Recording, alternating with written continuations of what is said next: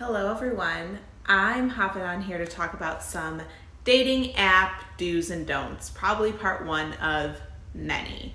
So for those of you that are out there dating, you're probably using the apps right now, and I get it. I get frustrated on them too. Hopefully these tips will help you navigate them a little bit better, especially right now as we're dating during a pandemic. So just remember with the dating apps, it's a great way to meet people that you wouldn't normally meet and go out with people and do things that you wouldn't normally do. Maybe not right now during COVID, but under normal circumstances, yes. I've gone on some pretty cool dates and done some pretty different things that I maybe wouldn't have done if I just met someone like at a bar. That being said, the mission of the dating apps, remember this, is to simply meet someone. And by meet someone, I mean just have an encounter with them. Go on a walk, get a drink outside, meet someone at a park. The goal of the dating apps is not to find your soulmate or your potential next long-term lover or your next hookup partner. You just want to meet people. The moment you switch it into something else, you're adding all that pressure to the situation that we all hate. So it's just a meetup. Try to, if you're talking to people, give them the benefit of the doubt a little bit. Sometimes things get weird when we're texting. We don't really know the person yet. If they say something and their humor seems awkward, give them a chance. Obviously, if there are some clear red flags, like they seem like a creep or, they, I don't know, they give off like a really bad vibe, say really inappropriate things, then you can give them a hard pass. But for the most part, I think you should be open and give people the benefit of the doubt, give them a chance and go out with them.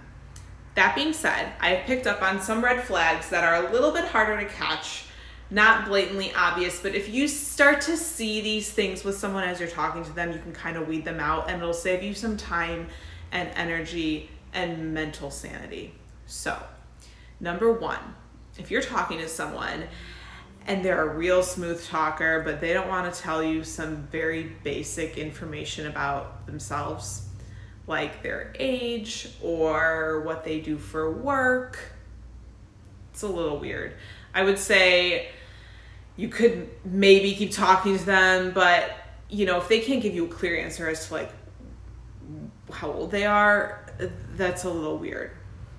Number two, if you're talking to someone, and let's say it even switches into text messaging, cool, and you guys talk all day and they just keep talking to you, you get a good morning text, it starts to feel like a real, almost like a relationship, but they're not asking you out, and you've even tried maybe asking them out and they kind of dodge it, red flag. Remember, the goal is to meet the person. So if they're not trying to meet you, what are you guys doing?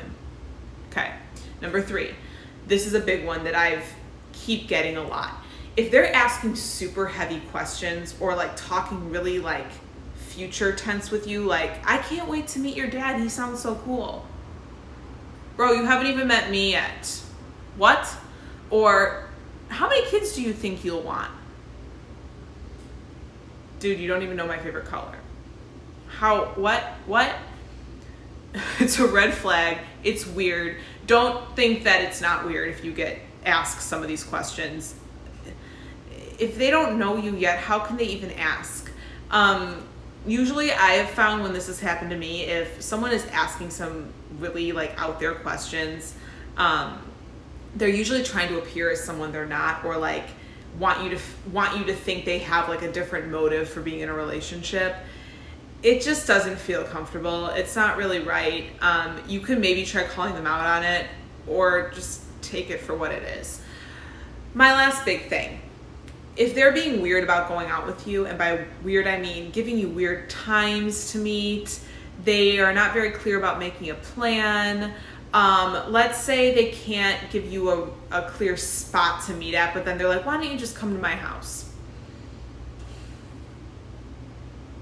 Don't do it. Also, especially during COVID, why do you want to be at a stranger's house? Okay. Those are my little tips for you. If you get a bad gut instinct vibe from someone, go with your gut. It's okay. just start talking to someone else. I like to give a little courtesy message like, hey, I'm not really feeling this. I wish you all the best, and then send them off. There's nothing wrong with that. Remember, you're trying to meet a lot of different people so that you can find the person that you do want to be with, right? And you deserve the best possible person. So keep your options open, put yourself out there, meet a lot of people, and have fun. All right, that's all for now.